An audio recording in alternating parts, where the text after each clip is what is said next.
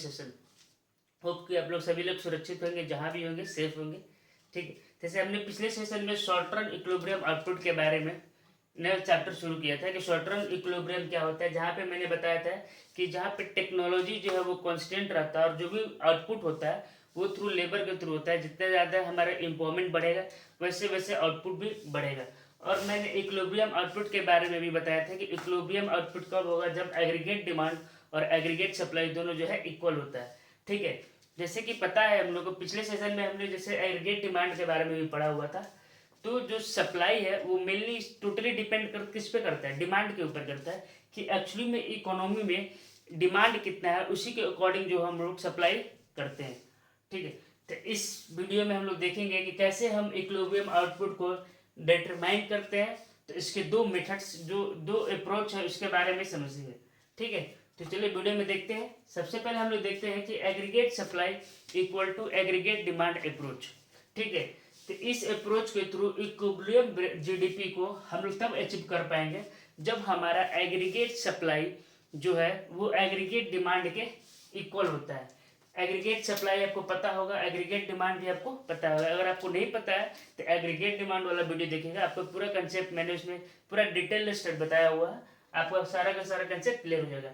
जैसे कि मैंने बोला था कि एग्रीगेट सप्लाई कुछ नहीं होता है, वो टोटल इनकम ही होता है। तो एग्रीगेट सप्लाई जो होता है वो हमेशा जो है इनकम के बराबर होता है। ठीक है, जो एक प्रोड्यूसर प्लान करता है during the year, plan expenditure होता है जो प्रोड्यूसर के द्वारा होता है टोटल गुड्स और सर्विसेज को प्रोड्यूस करने में।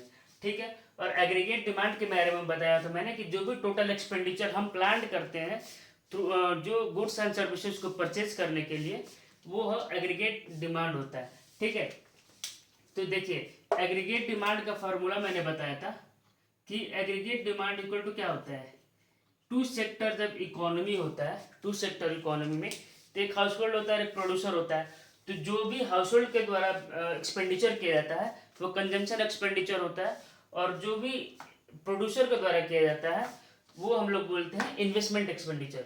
तो डिमांड का फॉर्मूला तो मैंने टू सेक्टर में यही बताया था ना कि AD equal to C plus I. ठीक है, तो सबसे पहले डिमांड के ग्राफ को देख लेते हैं, उसके बाद इक्विलिब्रियम वाला ग्राफ को समझने में इजी होगा। और एक मैंने यहाँ पे एग्जांपल लिया है, इसके थ्रू आप इजीली डिफरेंशिएट कर पाएंगे और अच्छे तरीके से ये पूरा ग्राफ को समझेंगे। देखिए आपको पता होगा कि जब भी इनकम, जब लेवल ऑफ इनकम जीरो होता है तब भी हमारा कुछ ऑटोनोमस कंजम्पशन होता है। ठीक है, तो जिसको हम लोग यहाँ पे इन्वेस्टमेंट मान के चलते हैं कि जो ऑटोनोमस इन्वेस्टमेंट है। ठीक है, मतलब कि अगर हमारे पास लेवल ऑफ इनकम जीरो है फिर भी हम कुछ ना कुछ खर्च करते हैं अपने पास्ट सेविंग से या फिर बोरो करके, तो हम इसको आई बोलते हैं। ठीक है, अब देखिए इनकम का जो है वो 45 डिग्री बनाता है। ठीक है, सीधे 45 डिग्री स्ट्रेट लाइन जाता है, क्योंकि इनकम जो है वो, इनकम को हम लोग क्या बोल सकते हैं, एग्रीगेट सप्लाई बोल सकते हैं। जितना एग्रीगेट इनकम होता है टोटल इनकम, उतना ही तो हमारा एग्रीगेट सप्लाई होता है। ठीक है, मैंने ऊपर भी बताया आपको। तो देखिए जब जीरो लेवल ऑफ इनकम है, इनकम कैसे बढ़ रहा है, 0 20 40 सीधे कांस्टेंट एक स्ट्रेट लाइन जाएगा। ठीक है, अब कंजम्पशन क्या है, 0 पे 30 है, तो क्या कंजम्पशन जीरो एक्सिस से चालू, जीरो से चालू होगा, नहीं चालू होगा, ऊपर से चालू होगा। तो ये देखिए यहाँ से ये मान लें हम 30 है। ठीक है, ये 30 है, तो इन कंजम्पशन जो है वो भी जैसे जैसे इनकम बढ़ता है, पॉजिटिव रिलेशन होता है इनकम और कंजम्पशन के बीच में। तो जैसे जैसे इनकम बढ़ता है वैसे वैसे हमारा कंजम्पशन भी बढ़ता है। बट फर्दर जो इनकम पहले जो है वो धीरे, इनकम कम होता है और कंजम्पशन ज़्यादा होता है। बट जैसे जैसे इनकम तेज बढ़ता है हमारा कंजम्पशन उतना तेज से नहीं इंक्रीज होता है, हम कुछ अपने पैसों को सेविंग के तौर पे रख लेते हैं। तो देखिए यहाँ पे भी कंजम्पशन इंक्रीज हो रहा है, तो इसका भी जो लाइन होगा वो स्ट्रेट लाइन होगा, बट 30 से चालू होगा, क्योंकि लेवल ऑफ इनकम पे जीरो था, इनकम जीरो था और लेकिन कंजम्पशन 30 है, तो 30 से चालू होगा। और जो 20 है वो ऑटोनोमस कंजम्पशन है, जो मैंने बताया आपको। तो यहाँ पे जो 20 है। ठीक है, ये है हमारा ऑटोनोमस कंजम्पशन। अब देखिए एग्रीगेट डिमांड क्या होता है, मैंने ऊपर बताया एग्रीगेट डिमांड सी प्लस आई। जब हम लोग कंजम्पशन 30 है और इन्वेस्टमेंट 20 है, दोनों को ऐड करेंगे तो कितना होगा, 50 60 70 80 90 20 100 110 120। ठीक है, तो जैसे जैसे इनकम बढ़ता है वैसे वैसे हमारा जो है एग्रीगेट डिमांड भी बढ़ता है। ठीक है, तो एग्रीगेट डिमांड कहाँ होगा, अब सिर्फ 50 से चालू होगा, तो ये रहा 50। ठीक है, ये 50 से स्टार्ट हुआ और जहाँ पे ये मीट हुआ वो ब्रेक इवन पॉइंट होता है, आपको पता ही है। अब देखिए, ये जहाँ मीट हुआ यही हमारा एस और ए डब्ल्यू अप्रोच के थ्रू हम इक्विलिब्रियम आउटपुट को अप्रोच कर पाएंगे। ठीक है, इक्विलिब्रियम आउटपुट तक पहुंचेंगे जहाँ पे एग्रीगेट डिमांड और एग्रीगेट सप्लाई इक्वल हो जाए, वही पॉइंट को हम लोग क्या बोलते हैं, इक्विलिब्रियम आउटपुट बोलते हैं। ठीक है, तो यहाँ पे ये रीच हुआ। ठीक है, इस वीडियो यहाँ पे आपको ग्राफ में सही से समझ में आ रहा होगा। ऐसे क्या है, जो इनकम है वो इंक्रीज कर रहा है तो स्ट्रेट लाइन 45 डिग्री, और जो एग्रीगेट डिमांड है वो क्या 50 से स्टार्ट हो रहा है, एग्जाम्पल में आप देख सकते हैं। ठीक है, तो यहाँ से जहाँ मीट करेंगे वही हमारा इक्विलिब्रियम आउटपुट होगा। ठीक है, अब क्या होगा जब एग्रीगेट सप्लाई जो है वो ज़्यादा हो जाए एग्रीगेट डिमांड से, तो एग्रीगेट सप्लाई ज़्यादा हो गया, इसका मतलब क्या है कि हमारे पास जो प्रोड्यूसर है उनके पास जो गुड्स है वो ज़्यादा है। ठीक है, तो जो गुड्स रहेंगे वो अनसोल्ड रहेंगे, वो बिकेंगे नहीं। ठीक है, क्योंकि जो सेंट्रल प्रॉब्लम है, समझते हैं सबसे पहले कि सेंट्रल जो प्रॉब्लम है हमारा वो क्या है, स्कैरिसिटी है, हमारे पास रिसोर्सेज कम है, उसका ऑप्टिमम यूटिलाइजेशन करना है। ठीक है, तो अगर हम एग्रीगेट सप्लाई ज़्यादा है और डिमांड कम है तो हमारा जो गुड्स है वो अनयूटिलाइज हो जाएंगे। ठीक है, तो इसके लिए क्या करना पड़ता है कि प्रोड्यूसर को जो प्रोडक्शन है वो कट कर देता है।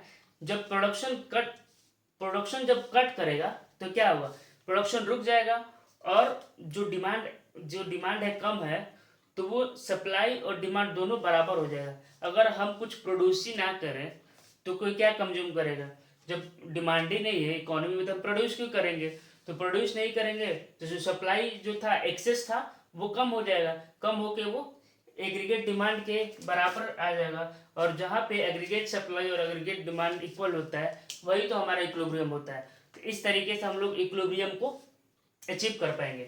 दूसरा केस देखते हैं, जब एग्रीगेट सप्लाई कम होगा और एग्रीगेट डिमांड ज़्यादा होगा तो क्या होगा, जो हमारे पास जो रिसोर्सेज जो प्रोड्यूसर है जो गुड्स एंड सर्विसेज प्रोड्यूस किया है वो कम है, तो कम है तो उसके लिए क्या करना होगा, सिंपल सा चीज़ है, अगर कोई चीज़ कम है और डिमांड ज़्यादा है तो हमें सप्लाई को इंक्रीज करना पड़ेगा। तो जो प्रोड्यूसर है वो सप्लाई को बढ़ाएगा, और जैसे ही सप्लाई को बढ़ाएगा तो डिमांड के बराबर आ जाएगा। तो इस तरीके से हम लोग ASAD अप्रोच के थ्रू इक्विलिब्रियम आउटपुट को अचीव कर पाएंगे। ठीक है, अब दूसरा देखते हैं कि कैसे सेविंग और इन्वेस्टमेंट अप्रोच के थ्रू हम इक्विलिब्रियम आउटपुट को अचीव कर पाएंगे। ठीक है, तो जैसे y इक्वल टू क्या होता है, y क्या है, ए यहाँ पे एस है, एस को हम लोग y भी बोल सकते हैं। ठीक है, y इक्वल टू होता क्या है, c प्लस एस। ठीक है, c प्लस एस होता है, y को हम लोग AD लिख सकते हैं। ठीक है, c प्लस एस। ठीक है, और एग्रीगेट डिमांड इक्वल टू क्या होता है, c प्लस आई, तो हम लोग एस को रिप्लेस करके आई लिख दें। ठीक है,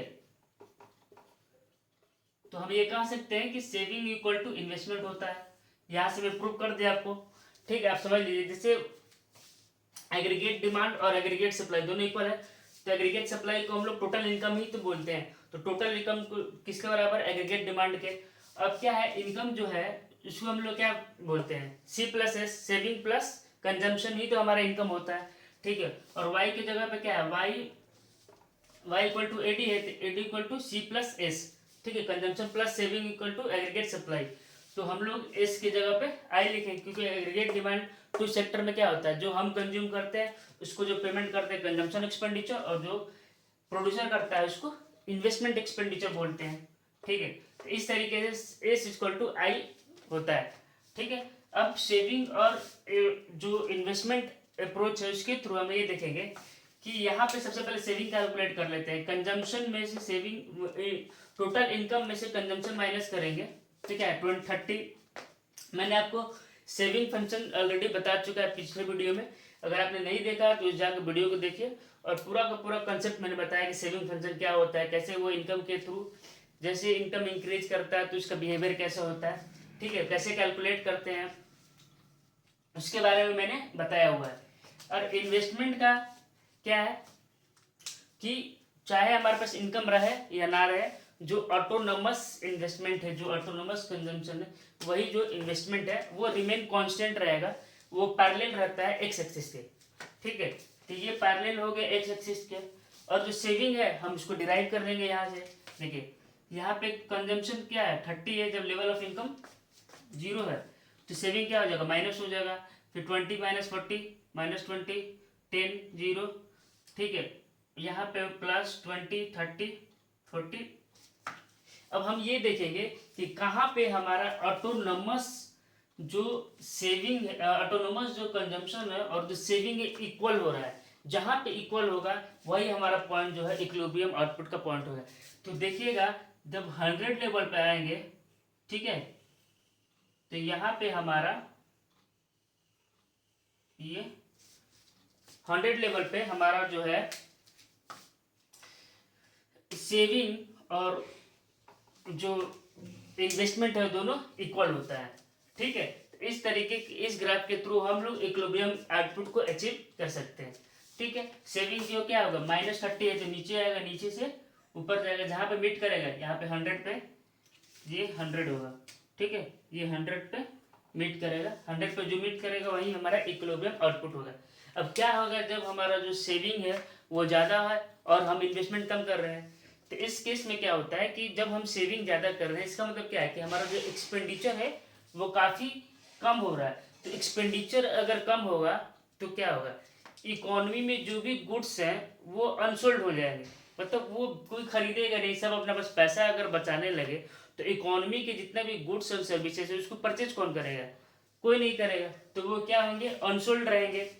तो उस केस में हम इक्विलिब्रियम को कैसे अचीव करेंगे, तो उस समय जो प्रोड्यूसर होता है जो गुड्स और सर्विसेज जो प्रोड्यूस करता है उसको डिक्रीज कर देगा, जैसे कि मैंने इस केस में किया बताया था आपको कि प्रोड्यूसर जो है वो गुड्स और सर्विसेज को डाउन कर देगा प्रोड्यूस करना।